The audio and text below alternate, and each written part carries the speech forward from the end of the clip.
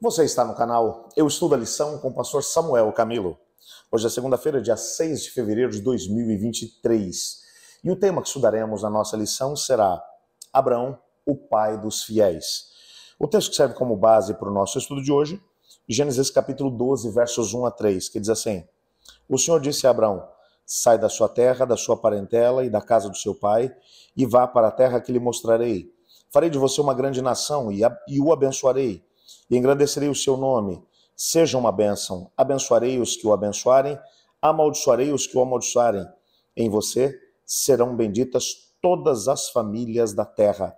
Partiu, pois, Abrão como o Senhor lhe havia ordenado, e Ló foi com ele. Abrão tinha 75 anos quando saiu de Harã. A história de Abrão, sem sombra de dúvida, é uma história que continua chamando a atenção ainda hoje. A história dele, na verdade, começa a partir do capítulo 11, quando o texto bíblico vai falar sobre os descendentes de Sem, a partir do capítulo 10, do versículo 10 do capítulo 11, você vai encontrar aqui a história dos descendentes de Abrão. O versículo 26, por exemplo, vai dizer: Terá viveu 70 anos e gerou Abrão, Naor e Harã. São essas as gerações de Terá. Terá gerou Abrão, Naor e Harã. Harã gerou Ló. Harã morreu na terra do seu nascimento, em Ur dos Caldeus, quando Terá seu pai ainda vivia. Abrão e Naor tomaram para si mulheres. A mulher de Abrão se chamava Sarai, e a mulher de Naor era Milca, filha de Harã, que foi pai de Milca e de Iscá. Sarai era estéril, não tinha filhos. Terá tomou Abrão, seu filho, e Ló, filho de Harã, filho de seu filho, Sarai, a sua nora, mulher de seu filho Abrão, e saiu com eles de Ur dos Caldeus para ir à terra de Canaã. Foram até Harã, aonde ficaram. E havendo Terá vivido 205 anos, ao todo, morreu em Harã. Esse texto nos mostra que Abrão recebeu, na verdade, o seu primeiro chamado. E quando a gente vai para o livro de Atos, principalmente, quando o texto bíblico, principalmente ali o discurso que estava sendo feito, pelo primeiro mártir da história da igreja cristã, quando o Saulo estava ali com as roupas daqueles que estavam prestes a apedrejar Estevão, Estevão, ele faz um discurso, e quando ele vai contar a história do povo de Deus, ele vai mencionar que o Senhor Deus apareceu a Abrão ainda lá em Ur dos Caldeus. Portanto, o primeiro chamado que o Senhor Deus fez a Abrão foi quando ele estava em Ur dos Caldeus. O chamado era para vir para a terra de Canaã. Entretanto, ao invés de vir para Canaã, ele acabou se dirigindo nada mais nada menos do que para a terra de Harã, onde ele vai se fixar durante algo em torno de 2 anos. Essa região fica onde hoje se encontra a atual Síria. Depois da morte de Terá, seu pai, é que ele vai descer, vindo mais em direção ao sul, e vai chegar à terra de Canaã. Ele corta a terra de norte a sul e vai se estabelecer no extremo sul dessa mesma terra de Canaã. Dali ele vai até o Egito, onde ele passa algum tempo. É aquele momento em que ele acaba mentindo, dizendo que a esposa não era, na verdade, sua esposa, era sua irmã. O faraó a toma para o seu harém, e depois o Senhor Deus intervém, e Abrão sai de lá do Egito e vai se estabelecer junto aos carvalhais de Manre, na região de Hebrom, uma região montanhosa. O texto vai mostrar que Abrão se estabelece ali naquela cidade. A história de Abrão é uma história realmente complexa. E o texto bíblico vai nos deixar claro que Abrão era um homem muito rico, um homem que tinha... ele é chamado de príncipe entre o seu povo, que significa que ele era de uma família respeitada na cidade de Ur dos Caldeus, na região, uma região muito próxima da região da Babilônia, onde hoje se encontra o atual Iraque. Então Deus vai chamá-lo para sair de lá e seguir para a encruzilhada do mundo, aquela região aonde hoje é Israel. E ele vai se dirigir, ele vai peregrinar. A carta aos Hebreus, no capítulo 11, a partir do versículo 8, o texto vai dizer para a gente, de 8 a 13, vai dizer que Abrão saiu sem saber para onde ia. Ele só sabia de uma coisa: o propósito de Deus para a sua vida não estava em Ur dos Caldeus. estava aonde Deus o levaria. E conforme ele passou a caminhar com Deus, deixando o conforto de uma cidade grande, como era a cidade de Ur dos Caldeus, para você ter uma ideia, a arqueologia nos mostra algumas coisas muito impressionantes a respeito da cidade de Ur.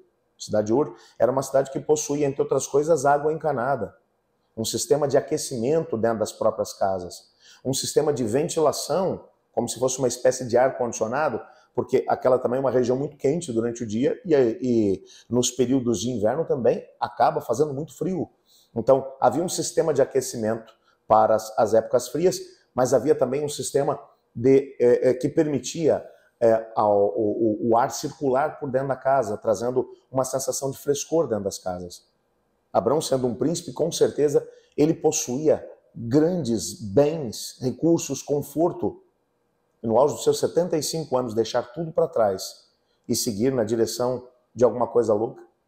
Eu, às vezes, paro para pensar no diálogo que deve ter acontecido entre Abraão e sua esposa, Sara. Imagina Abraão chegando depois de um tempo de conversa com Deus e dizendo: Sara, Deus me apareceu. Imagina Sara dizendo: que bom, Abraão. Graças a Deus, que bom ver você como homem de Deus. Parabéns, que coisa linda. Então, Deus deu um recado para a nossa família. Para a nossa família, qual é a mensagem? A gente tem que se mudar. Eu imagino Sara se perguntando: tá, mas a gente vai se mudar daqui para onde? Imagina o Abraão dizendo: eu não sei, não faço ideia. Mas vamos morar onde? Então, Deus falou que é para a gente morar em tendas. A gente vai deixar nossa casa e vai morar em barraca. Já pensou como deve ter sido difícil para essa família obedecer a Deus e deixar o conforto de Ur dos Caldeus? Sem saber para onde quando ele saiu. Conforme ele foi peregrinando, Deus foi lhe mostrando, e então mais tarde ele recebeu a informação de que ele deveria ir para Canaã. O próprio capítulo 12 menciona que ele chegou em Canaã e Deus apareceu a ele e disse: você chegou, é nessa terra, peregrina nela, se estabelece aqui, porque essa terra vai ser sua e dos seus descendentes. Você pode imaginar como deve ter sido difícil para ele? O livro Patriarcas e Profetas, na página 96, traz um comentário de Ellen White a respeito dessa história, que diz: pela fé, Abraão, quando chamado, obedeceu a fim de ir para um lugar que devia receber como herança, e partiu sem saber para onde ia. Aquela obediência inquestionável de Abraão é uma das provas mais notáveis de fé a serem encontradas em toda a Bíblia. O que realmente importava para Abraão? Era o que ele tinha dentro da cidade de Ur?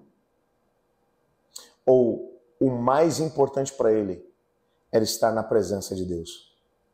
Se o propósito de Deus para ele estava fora de Ur, ele não tinha o que fazer em Ur, porque todo o coração de Abraão estava alicerçado em Deus, bem como na sua vontade.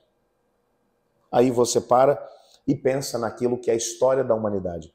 Hoje, nada mais nada menos do que 4 bilhões de seres humanos se autodenominam descendentes de Abraão, filhos de Abraão.